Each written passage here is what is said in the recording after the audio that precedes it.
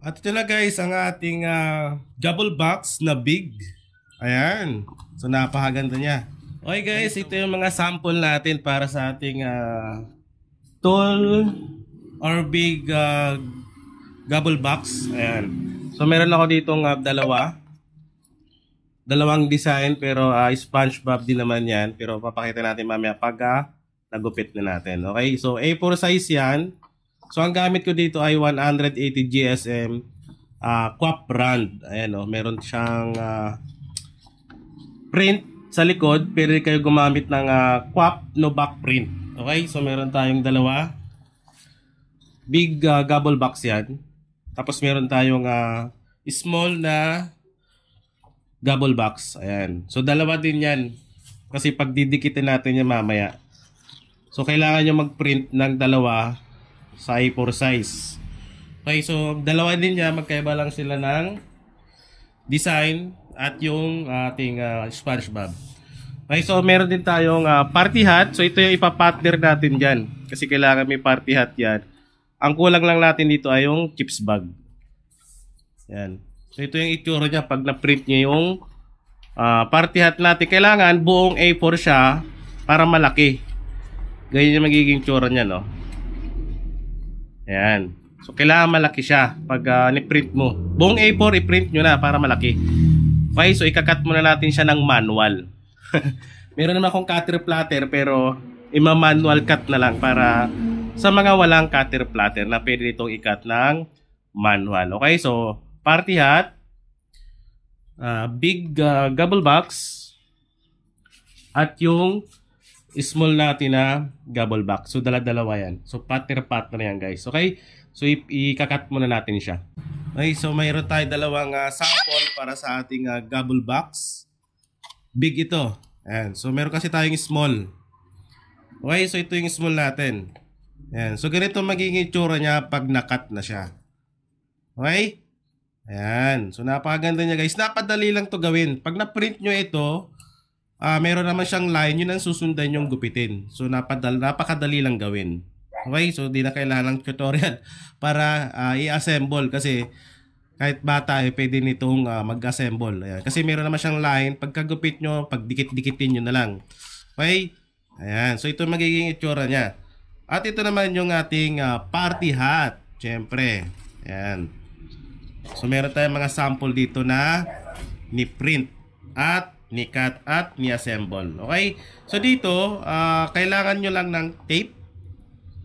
Pwedeng double-sided tape para pagdugtungin yung ating dalawang A4. Kasi dalawang A4 to guys, pinagdugtong. Okay? Ayan. So meron tayong double-sided tape.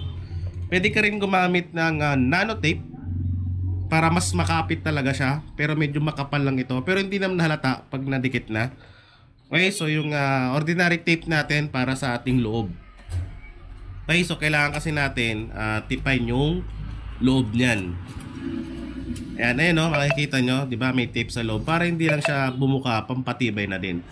Ayan, so pwede nyo na lang siyang lagyan kung ano may gusto nyo ilagay. Ayan no. Di ba? Oho. Kahit ano pwede nyo ilagay, basta i-cash naman dyan.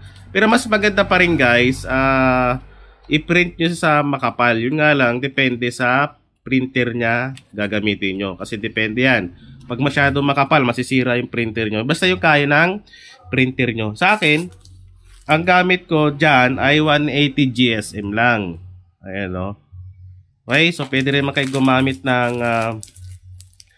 220, 240, 260 GSM or 200 GSM or 300 GSM. Kung gusto talaga mas makapal. Pero depende sa printer nyo yan guys. Mamaya mag-print kayo na makapal, masira yung printer nyo. Okay, so alamin nyo muna kung anong GSM yung kaya ng printer nyo. Okay, so L3210, gamit ko 180 GSM lang para katamtama lang at safe din sa ating mga printer. Okay, so kailangan nyo rin ng gunting. Ayan. Kasi nga manual cut lang ang ginawa ko. Yan, manual cut lang dito. Kung meron kayong cutter platter, pwede naman. Pero pag wala, yung nag-i-start parang manual cut, pwede naman makagawa kayo ng ganito. Okay? At ito naman guys, ang itsura niya pag ipiprint siya. So pag nagpiprint ako, ang gamit ko lang ay MS Word. So sa mga gusto mag-Photoshop, pwede naman Photoshop gamitin. Sa akin, MS Word lang. So mapapansin nyo dito, A4 size yung ating layout. Kasi A4 size din yung photo paper natin. So makikita nyo dito, buo yung ating party hat. Sakupin nyo yung A4 size para malaki. Ayan, same lang din naman. Pati dito sa ating mga gobble box, buo, sakupin yung buong A4 para malaki talaga siya. Okay? Yan. So, tapos pag na-print yan, i-cut nyo na lang siya. So, napakadali lang yan. Tapos, lagyan na lang siya ng double-sided tape para ma-assemble.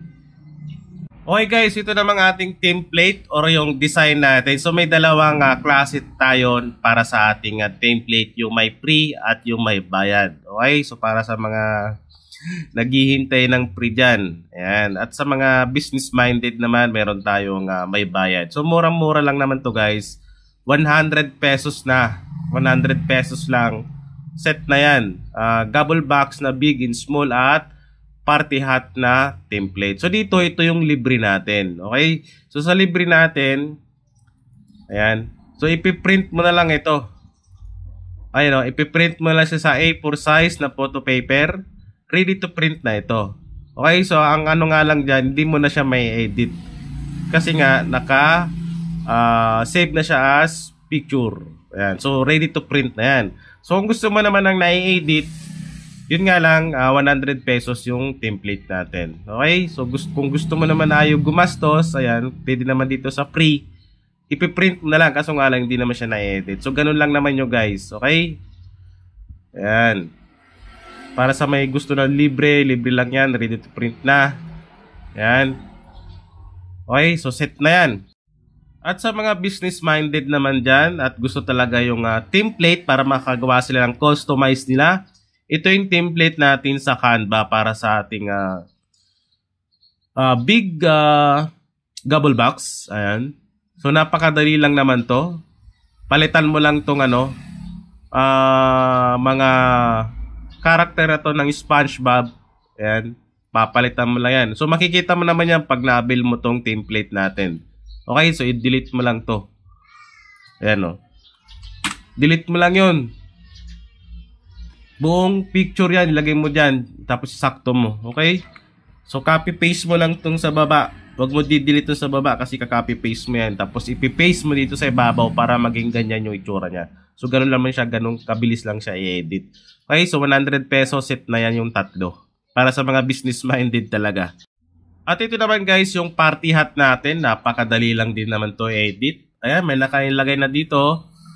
Design here is send layer to backward. So, ibig sabihin, ilagay mo yung picture dito. Tapos, i-right-click mo. I-backward mo yung picture na nilagay mo. Para ma-send siya doon sa kabila. Okay, sa back. Para maging ganyan yung itsura niya. So, napakadali lang i-edit to. Napakadali lang gawin sa Canva. Okay, so yung ating party hat kasama to dun sa set natin. 100 pesos set na yan, yung tatlo na yan. At ito naman guys, yung ating small na gobble box. Same lang din naman sa una nating gobble box na big. Editable din yan sa Canva. Napakadaling i-edit. Ayan. Delete lang yung layer sa unahan. I-copy paste mo lang yun para may duplicate ka. Tapos i-paste mo lang din. Ganoon lang din naman yun. Ayan o. Delete mo lang yon. Pero wag mo i-delete tong sa baba kasi ganyan diyan ka kukuha ng first layer. So palitan mo lang to, yung kulay palitan mo. Tapos punta ka diyan sa pangalawang page, i-copy paste mo at so ganun lang, 'di ba? Napakadali lang. Okay, so 100 pesos lang yan guys, yung set natin na tatlo.